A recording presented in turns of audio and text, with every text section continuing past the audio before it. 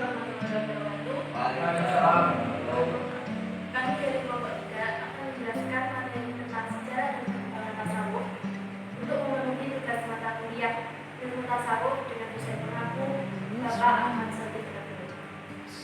Oke teman-teman, yang pertama kita akan menjelaskan tentang sejarah tasawuf yang akan dijelaskan oleh teman saya yaitu Muhammad Haji.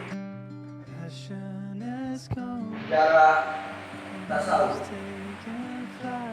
Mari kita mengenal tasawuf dulu sebelum kita menjadi sejarahnya. Mempelajari sebuah Tasting no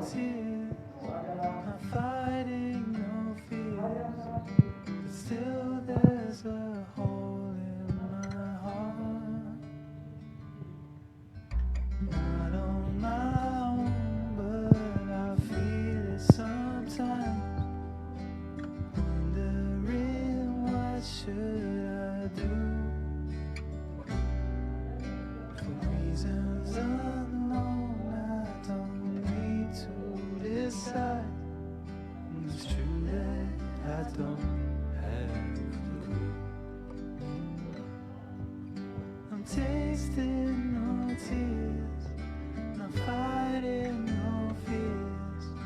Still there's a hole in my Zuhud, wara, tawakal, mahabbah. Tapi yang pertama dijuluki As-Sufi yaitu Abu Hasyim. Ulasan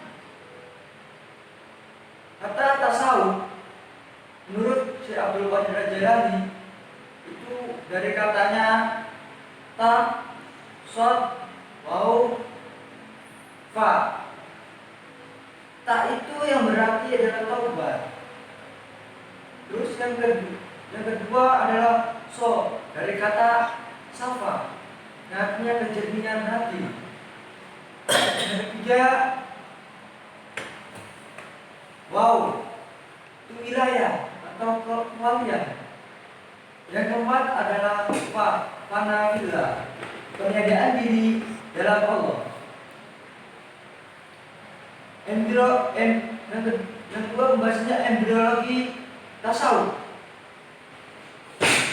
Embriologi tasawuf itu harus berpijak pada seorang tasawuf itu harus melalui zuhud terlebih dahulu. Menurut Harun Nasution, statement tasawuf itu harus melalui zuhud terlebih dahulu.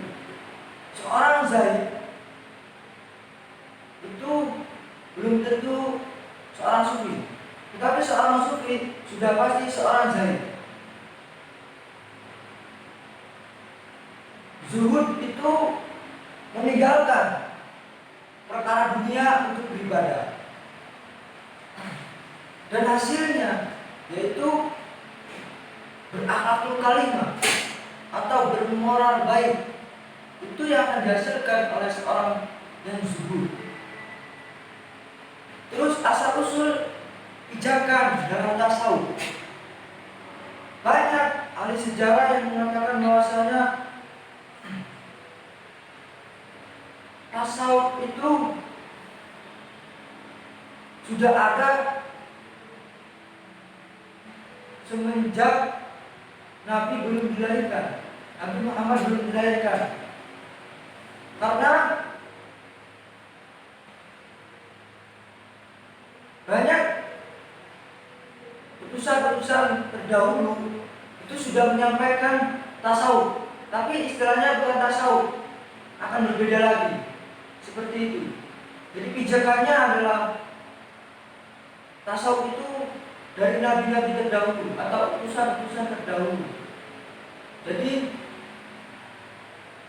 itu saja saya sampaikan. Nanti akan dijelaskan oleh teman saya Sofi Rinda. Ya, seperti yang tadi sudah dijelaskan oleh teman saya Mas Muhammad Najibudin, itu kan tentang sejarah tasawuf. Sekarang saya akan menjelaskan tentang perkembangan tasawuf. Jadi perkembangan tasawuf di sini tuh dibagi dalam 5 masa.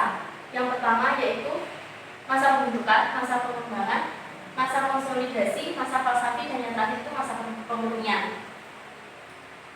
Ya, saya akan masuk ke masa pembentukan. Seperti yang sudah dijelaskan tadi kan ya, tasawuf itu belum dikenal pada masa awal-awal Islam, masa Nabi Muhammad dan ulama Rasyidin itu kan belum dikenal. Tapi prakteknya itu sudah ada, seperti sholat, membaca Al-Quran, terus puasa, zuhud, dan masih banyak lagi. Kemudian masa pembentukan itu dibagi menjadi maksudnya terbagi dalam 2 abad, langsung selama 2 abad. Yaitu yang pertama abad ke-1 Hijriah. Di sini mulai muncul seorang tokoh zahid dan termasyhur dalam sejarah ilmu tasawuf, yaitu Hasan Basri. Hasan Basri ini tuh mengajarkan ajaran qauf, raja, terus juk atau sedikit makan, sedikit berbicara, sedikit tidur, zuhud, menjauhi dunia, khawat, menyepi, sholat sunnah sepanjang malam, dan puasa di siang harinya.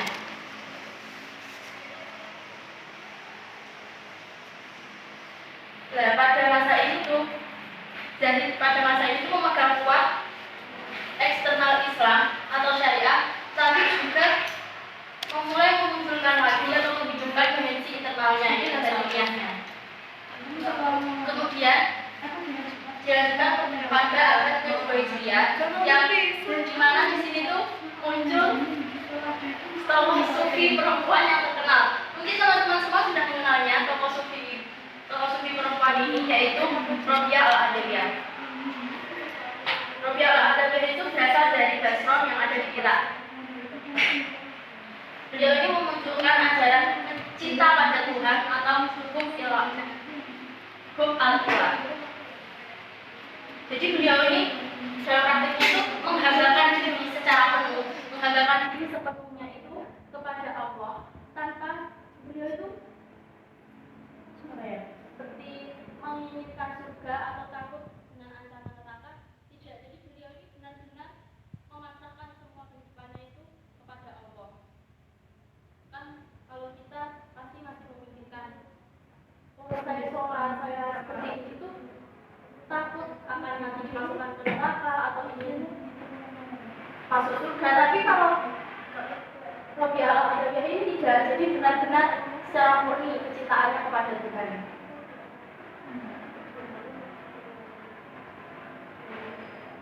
Tapi pada abad ini tidak berbeda dengan abad yang sebelumnya, bahwasanya tasawuf itu masih bergerak bergerak. Tetapi pada abad ini tuh muncul beberapa istilah, antara lain kebersihan jiwa, kemurnian hati, hidup ikhlas, menolak pembagian orang, bekerja mencari makan dengan usaha yang sendiri, berdiam diri, melakukan tobat, memperbanyak zikir dan qiyam. Tokoh-tokoh yang memperkenalkan tadi itu antara lain Ali Syakir Al-Balqi, Ma'ruf Al-Fatih, dan Ibrahim Ibnu Adam. Itu tadi yang masa pembentukan.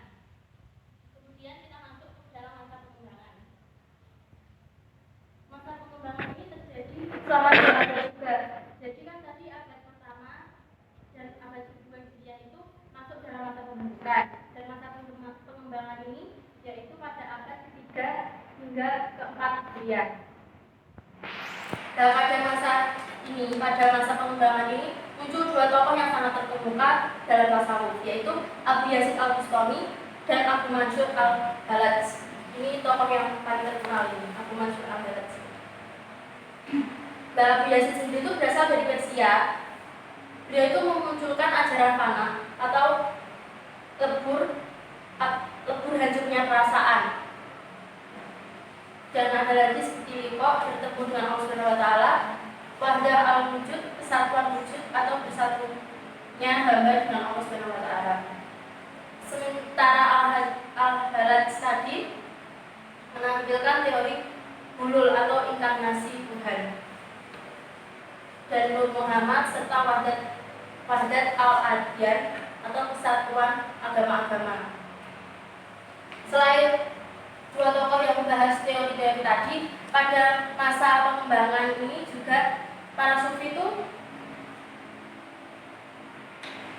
juga membahas tentang wahdat al-syuhud, yaitu kesatuan penyaksian, istisol, berhubungan dengan Tuhan, jamal wa kamal, keindahan dan kesempurnaan Tuhan, dan insan al-kamil atau manusia sempurna. Nah, mereka itu mengatakan bahwasanya semua yang tadi sudah di teori-teori itu tidak bisa didapatkan secara langsung atau harus melakukan pelatihan yang teratur atau disebut dengan piato. Dan pada masa ini juga muncul gerakan Bandi yang dipelopori oleh Syekh Junaid al-Baghdadi. Beliau memagari ajaran-ajaran tasawufnya itu dengan Al-Quran dan hadis, serta meletakkan dasar-dasar thariqah seperti cara belajar mengajar tasawuf, terus syekh, mursyid, murid, dan murid. Jadi pada masa ini tuh muncul dua mazhab yang saling bertentangan. Yang pertama tadi itu mazhabnya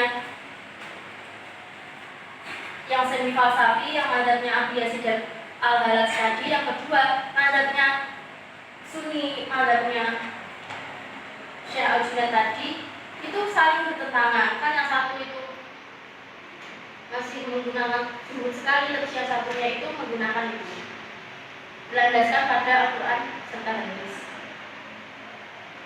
Dalam pada masa perkembangan ini juga sebagai puncak tertingginya tasawuf, serta memunculkan tokoh-tokoh yang nantinya itu akan menjadi panutan sufi-sufi setelahnya. Kemudian yang ketiga yaitu masa konsolidasi. Dalam masa ini tuh berjalan pada abad ke-5 Hijriah. Kan tadi sebelumnya ada perselisihan dari dua mazhab.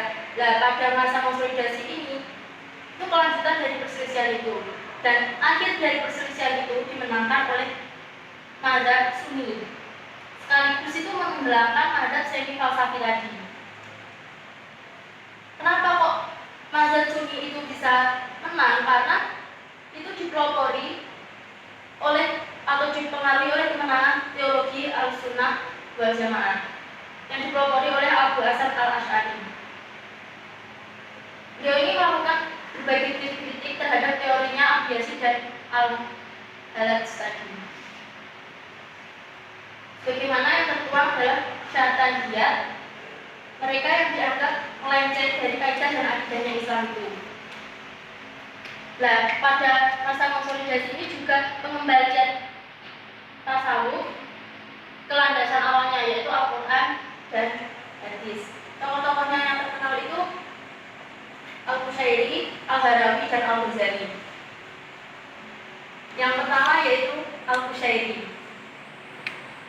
Al-Qushairi ini mengkritik dua hal dari para sufi mazhab semi falsafi, yaitu cara dia dan cara berpakaian orang-orang yang menyerupai orang miskin, padahal tindakannya itu tidak sesuai dengan cara berpakaiannya itu. Menurut Al-Qushairi itu kesehatan batin dan memegang teguh ajaran Al-Quran dan hadis itu lebih penting dibandingkan dengan pakaian yang lahiriah. Kemudian tokoh yang kedua yaitu Al-Harawi.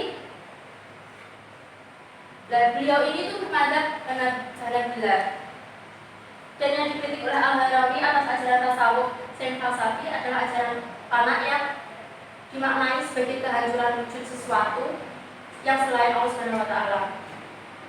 Tapi tidak semata-mata beliau ini cuma mengkritik, tetapi beliau juga memunculkan pemaknaan baru atau memberikan pemaknaan baru atas fana tersebut. Dengan ketidaksadaran atas segala sesuatu selain yang disaksikan Allah Subhanahu wa Ta'ala. Kemudian tokoh yang ketiga yaitu Al-Ghazali. Nah, Al-Ghazali ini merupakan tokoh yang paling terbesar, pembela sunni yang terbesar, bahkan lebih besar dari pendirinya tadi, yaitu Abu Hasan Al-Asy'ari.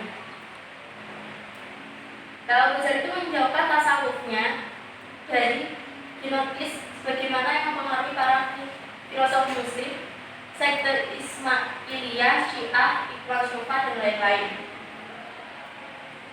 Mungkin cukup sekian dari saya, dan kemudian akan dilanjutkan oleh teman saya yaitu Masa pada masa abad ke-6 dan ke-7. Masa ini menurut dari yang penting yang pertama, kebangkitan kembali tasawuf semi filsafat yang setelah bersinggung dengan filsafat.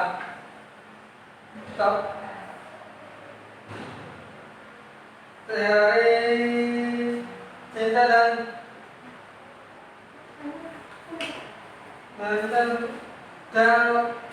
banyak pada waktunya tasawuf yang muncul pada masa ini antara lain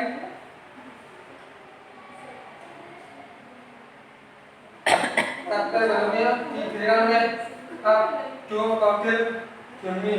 Yang kedua terkait didirikan oleh Muhammad Ibnu Bahri Fakmi. Yang kedua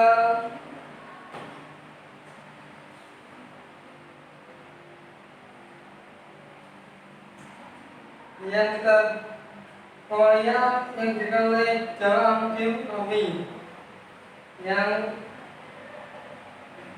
pada masa kolonial, pada masa Ibnu Arabi adalah masa tempat gerakan tasawuf berbicara teoritis maupun praktis pengaruh dan kata-kata tasawuf secara harus melalui kata-kata.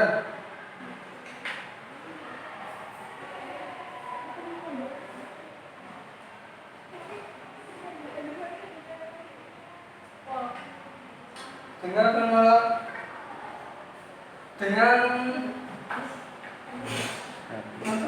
ilmu tarbiyah tentang menyerang ajaran-ajaran yang dianggap menyerang tersebut, dia ingin memberikan adat kaum wahid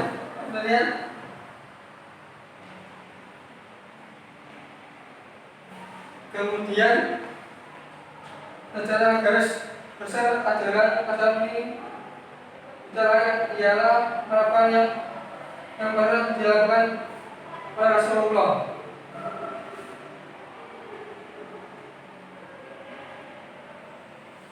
Sekian presentasi dari kelompok kami. Apabila ada yang ditanyakan, silakan langsung tulis di kolom komentar di bawah ini. Sekian.